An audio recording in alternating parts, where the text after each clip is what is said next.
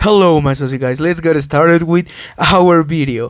First of all, let's take a look at the win that Brett Wilkin got over Andrea Presti. Guys, Andrea Presti is looking great. He's not in shape yet for the Olympia, he's almost there, but to be real honest guys, I think that he's there. Basically, he's just in top-notch shape for the Olympia, and Brett Wilkin was insane. Just take a look at these back shots from both of them. They are great bodybuilders, guys. There's no other way around it. I really like to make a mention that Roman Fritz got fifth in this show, which in my opinion was very well deserved. He really earned that spot.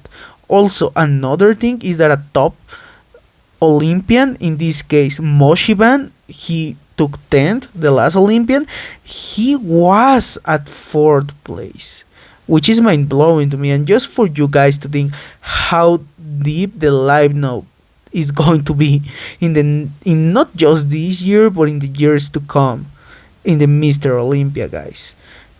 Just think about it.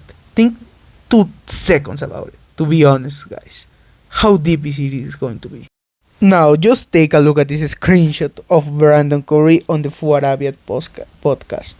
He's not just big, he's really looking massive, bro.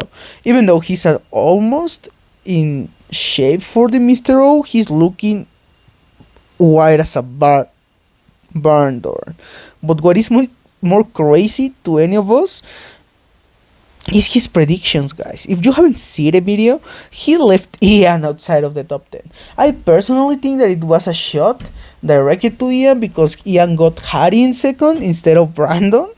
But well, you guys can imagine. He got a bunch of new guys in that mix between the top 5 to the top 10, basically.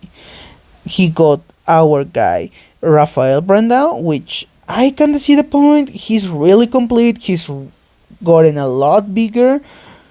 But guys, I don't know. Rafa is great, but top 5 on his first Olympia, especially with monsters like Griso, Jack, Nick, Samson. Guys, it's a tough lineup. And not just a tough lineup, really is, I don't know, guys. He made some good points about the other guys being much more freakier, and that in the callouts at the start, Nick and Hunter were going to get the advantage because, well, basically they were on the top 5, but they were going to sleep. Even though I don't see it, guys. I don't see those two guys dropping from the top 6, at least.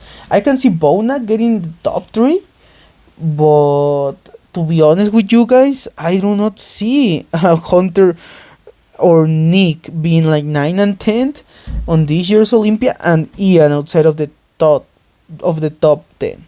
He have been like in 7th place for almost 3 years already. His nickname should be the gatekeeper at this point. I do not agree with this one, with Brandon.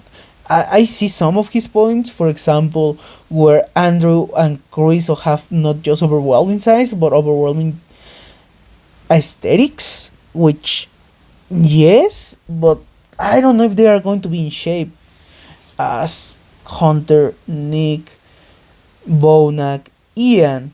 Ian is going to catch a lot of guys on that, especially like another guy like Charles Griffin, which I see like beating all of these other guys just from pure conditioning, the same as Derek Lunsford. So, man, also I can see him putting himself in first place and then Rami, but man, oh man, unless he brings like some crazy legs, some like Kai Green level legs, or like a really improved 2019 Arnold Classic package, I don't see Brandon edging out Rami, especially in this year where Rami is guns blazing.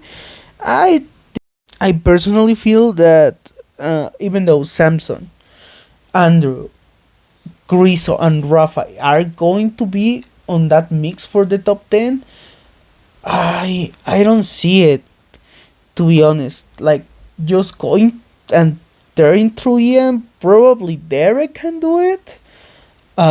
Which other guy? Maybe Samsung and Andrew, but besides those guys, not really.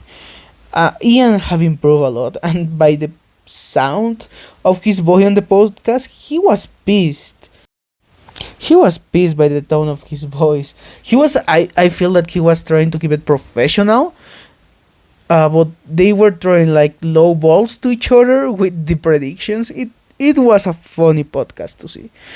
And well, Brandon really explained, really got his point of why these guys were going to be on that top 10. And what was real funny, Brandon acted as like Blazing did not exist in the podcast, which, guys, you should go ahead and see it complete. It's a lot of fun with these guys. Also, just to wrap up this part of the video, guys, do you really think our two beasts, Nick and Hunter, are going to drop from the top 6? I can see one of them maybe being dropped by Bonak, but besides that, I don't really think so. And also, where do you see Bonak placing? Where do you see Rafa? I see him around the top 7 to the top 12, to be honest with you. Even if someone gets like top 15, top 16, it's a really good placing. It's similar to where we got these Olympias on the 90s with like 25 plus guys. It's really a stack, to be honest. A guy that I believe that is going to take a lot of names, especially in this, as I explained you, top 7 to 12 spots, even top 7 through 15, I think, is going to be Charles Griffin. If someone just sleeps a little bit, he's going to come in and take its place, because he's that good, he's that shredded, he have those round muscle bellies plus the vacuum. Basically, he have not flaws really. Think about a flaw about Charles Griffin, to be honest, guys. Like, that plus the mask that he said he put on, that you can kinda see. I don't know if there was like all that much, or he just is like a lot leaner, but man, oh man, he's great, to be honest. Then we have our guy, Good Vito, who is an older freaky guy who just won his pro car this weekend at the same time that Brad Wilkin was winning his first pro show. And I really think that he deserved it, guys. He was on shape, he was big, he was tough. And I'm really excited to see him next year getting qualified for the Mr. Olympia, or the year after maybe. He's probably going to get a breakthrough year. And especially if he makes the improvements on the upper back. But what do you guys think?